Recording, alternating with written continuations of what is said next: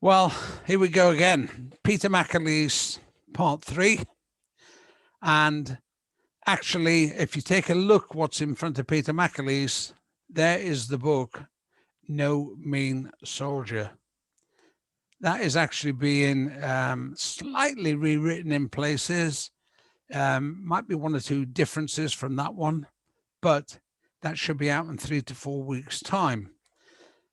And once it comes out, you need to get it, guys. You need to get these stories that are in there and have been there since probably 1993, when I think the book was first released from memory. Somewhere around about there. Then it went off the shelves. It's coming back. The stories we're talking about here are in a few minutes. In there is a life history of Peter McAleese. No Mean Soldier. He's told you what it means. If you haven't heard of it, go back to Peter McAleese part 1. Listen. You will get the story. And of course, that's what counts. So thank you, Peter, for that. That looks great. Now we're going to go back to where we left off on part 2. And we left off just when we thought there was a piss up going on. The piss up got binned. And of course, the guys that had just done a day's work. When I say a day's work, I mean a day's work. Time for a beer, more stories. However, what if? We talk about that all the time. I'd like to hand you over to Peter now and say, just when you thought it was over, 4 o'clock in the afternoon, you've gone back, you're getting sorted out. What happened next is a different... As I've already said, we were talking about going in a drink and what we were going to, what pubs we would all meet up in. And as we came towards the hangars in the airfield, we landed at New Serum. And it says, "This way, gentlemen." I liked the use of the word gentleman. It says, "There's something afoot here." So they put us in the cage. And we sat there and they brought us some food along. And they said, the PGIs came across and went, "I think you're going again on Saturday morning." So this is Thursday night. So, as I say, Thursday evening, I think it was Thursday, we went for another outstanding briefing, tons of motivation. And we went back. They gave us what made me suspicious as well was they gave us a couple of beers each. And so we chatted away and we were assuming everybody knows, saying, where is it? Could it be this? Could it be that? And the readings were awful good, leading you to believe that you were going to one place when in actual fact you were going somewhere else. They were good at it. And anyway, we were taken back to the hangar, another outstanding brief, and told we were going to do the second part of the operation, Dingo, there was Zulu 1 and Zulu 2. So we were told we were going to attack a camp at Tembe, which was right in the Mozambique, up next to the Malawian border, in that area there. And we kitted up the next morning. I have, again, the sense of purpose, the sense of drive, the comradeship, the morale. It was sky high, and everybody was mucking in. And then we flew up, and there's a big lake in Mozambique called Lake Cabora Bassa. And what they did was all the aircraft dropped underneath the radar. And I was sitting looking out the door, and I could see the propellers of the aircraft. They were, turning the water over. Can you see we were that low? And then all of a sudden they went, prepare for action. And we were still low, and then they just lifted up. And the next thing, we were out the door of the aircraft, parachutes open, down on the ground, ready for another day's scrapping. My friend who I was telling you about, Steve, him and I, we swept through the camp. We were sort of skirmishing all the way through. We got to the edge of the camp, and lo and behold, a guy opened up on us with an RPD, and there was a trench here, and we jumped into the trench, and this guy was shooting away. The whole trench was the side of the trench. We doubled up our knees so as he couldn't get to us. Now the whole top of the trench was coming away, and he was putting a lot of firepower down there. I says, I'm going to get this guy, Steve. He said, Peter, stay where you are. He was a posh jock. Peter, stay where you are. This chap knows what he's doing. So he left us alone. And then when we got up, we started coming back through the camp again for the second time. And he opened up on us again. And Steve lay back. And by this time, everything was burning. There was smoke all over the place. And Steve just slid into the smoke and tried to have another go at him. But the chap knew what he was doing. He was fairly switched on. We got there was the odd skirmish here and there. And we got to a pit. And there was a guy in a pit there. And one of the guys went, who's this? And he was going, Palmway Chetty, Palmway Chetty. That was one of the sayings in the Sulu Scouts. Means forward together or something. And he was a scout who'd been captured, and they had him down in this hole. He'd been down there for months. So at least we got him out. And we flew out. So they took us first and dropped us in a very prominent feature in the Mozambique called the Train. It's a mountain range, and it just looks like a train. We were helicoptered to there, then helicoptered further on, and onto aircraft back into Rhodesia. This time they allowed us to go home. My wife, who was a nurse, they had a briefing, and they were expecting, all the nurses were all stood by waiting for casualties coming in. And they were expected to, get ready for a load of casualties. And there was a lot less than they actually thought there would be. And the doctors were fairly happy about that, So, there was estimates of sort of 33% casualties, and it was nowhere near that. It was nowhere near that at all. But as I say, it was, in my experience, it was the best operation I've been on. How it was implemented, how it was carried out, the morale of the men.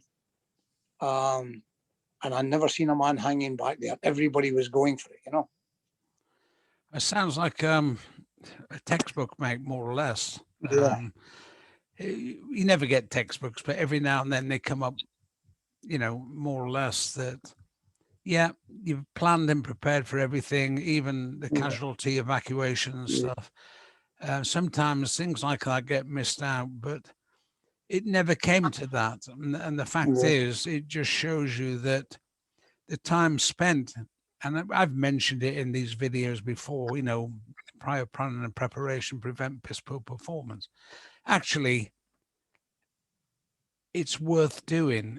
It might be boring at times, but the more you can get done, the more you can get everything from the, as you said, the grid square. You get it down, you get the model made, you get the, and then you run through the rehearsals and stuff. You feel, like you said, that you were there while you were getting the briefings and stuff. Yeah. That must make you feel, when you go, that you know what's around the corner. Yes, there's going to be the what ifs. We've talked about that, the unforeseen. But in the main, would you say that the planning and preparation that you did and you've talked about is worth its weight in gold in any operation anywhere in the world, if you can get the information, intelligence, and then get it there and get the guys to have a look at it and say, I know what I'm going to do?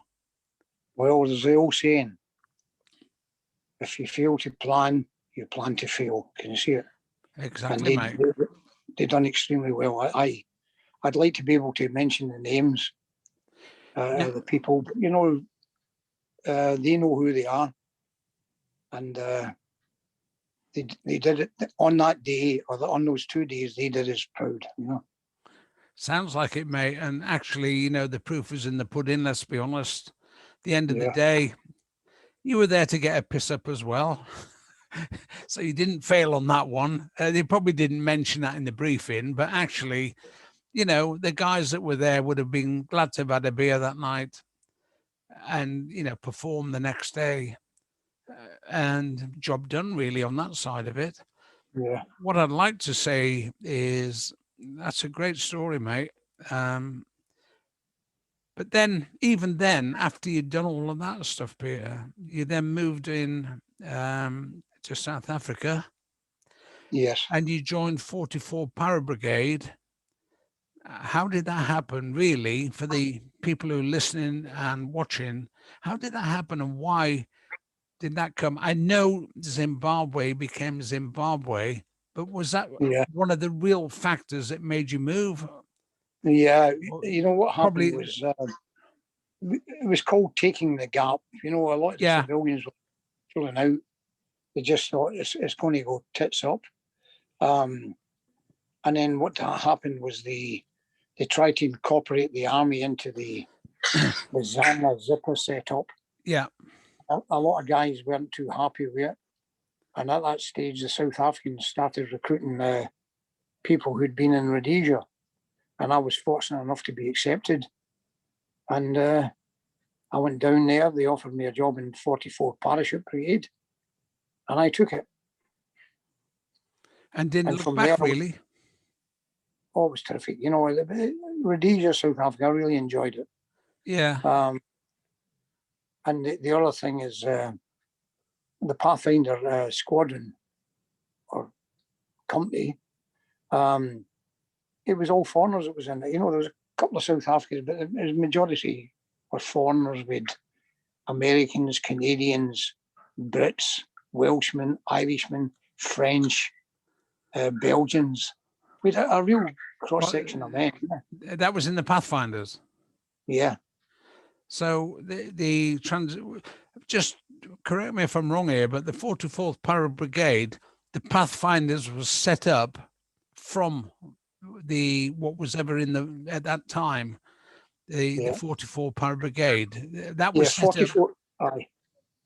44 Para Brigade at that time didn't have a Pathfinder company. Yeah. And it was the sort of brainchild of Colonel Breitenbach, who was a bit of a fireball in the South African army. And he said, we need Pathfinders. We need these people out in front, the eyes and ears of the brigade. Yeah. They learned this from experience. And so we got landed with a job, and it was one of the most rewarding jobs I've done. You know, taking something from scratch and see it actually getting formulated. And actually, in fact, you know, to watch the guys were up for a scrap. They weren't shy. Well, that's part of the deal, isn't it? Yeah. There's no point in being shy if you're going to join that type of stuff. Yeah. But once again, it sounds like you've been surrounded, if I may say, by good quality throughout what you did in your service. And let's be honest, Peter, yours was a broken service at one stage, but actually you went on to do 20 years in so many different theatres and saw so much in that time. I'd be delighted with that. Absolutely delighted. And can you tell? You know, I think, can I say something here, Rusty, is, you know, you get people say, oh, he's done this and he's done that. Now, you know, I was just an ordinary guy who got himself into extraordinary situations, you know, and some of them were extraordinary, you know. But let's be honest, Peter, you got yourself out of them as well. And you're still here to tell the tale, mate. Well, that was a... But I do understand fully what you're saying. But, I mean, as I say, I met you in 76. That was I'm sure it was 76 in Hereford. I didn't join the regiment till 77. And bouncing backwards and forwards, you've been on your tours, I've been on my tours. Yeah. Yours have been absolutely so many different people you must know and different ways of going about stuff. and you've done what seems to be almost everything. But as you say, I know you, and I know you're not shy at all. I don't think so, but I do think that you're a humble guy who's been lucky to have had the opportunity, taken it, moved on to what you thought was the next thing, taken that opportunity, moved on, taken the next opportunity. And then after all these years, 40 odd years since we first met, you get a chance to speak to you. The people have never heard the stories, but they're going to have to, if they're not mad, they're going to have to buy your book and stuff and watch the upcoming film. Because if they don't, I think it's a missed opportunity, especially the way what's going on in the world at the moment. Peter, Yeah. honestly, that's truly what I think. And I'm glad you come on this. This is not the end of it, by the way, for any of the listeners. We've done 3 videos fairly quickly, but getting to the salient points of everything, trying to stress the difficulties that you have to overcome, but you do overcome them if you've got a heart. And I think really that's what it starts with. You put up that, I need to get there, you get there. You want to move on, there's nothing to stop you. The only person who can stop you moving on is yourself. And that's why Peter today is part of our group. Proud to have him, and very influential. I can tell by the amount of traffic that comes his way. And Peter, glad to have you on board, mate. Great stories. The next stories will be different, but we will carry on at some stage. So, Peter, would you like to say anything to the viewers before we knock off for the night? Yeah, and all I can say is thank you for listening and viewing. Rusty gave me the opportunity, and I thought I'd take it. And by the way, for those who don't know, now I've just mentioned it, that Peter will be a guest of mine. I've been asked to do to be a presenter on Expat Radio. I've done one already, and that will be Friday the 12th of March. And if everything goes okay, Peter will be my guest on that. So anybody who listens to radio, it's not on TV. This is radio, Expat Radio. Let's be honest, it's in something like 110 countries, expats. You know what an expat is? If you don't, go and find out. So Peter's agreed to come on that, and it's an hour show, and that will take place. The first one I've agreed to again is the 12th of March, and you'll hear a non-stop, and Peter's choice of music and stuff, by the way, whatever it happens to be, that'll be on there. So we will be in touch, and I look forward to the comments, and all the comments that are on there. This is on SAS TV, Rusty Firmin, SAS TV. Peter McAleese will be able to see and comment himself if he wants to. So hoist it in, everybody. Thanks very much for listening in and viewing. And Peter, thanks very much for taking your time to help. Let's say educate's the wrong word. We've got lots of people who are very interested, who would never get to know the story unless something like this happened today and in the forthcoming future. So thanks very much. And for everybody involved, we'll be back in touch. Just 1 second while I... 1 second.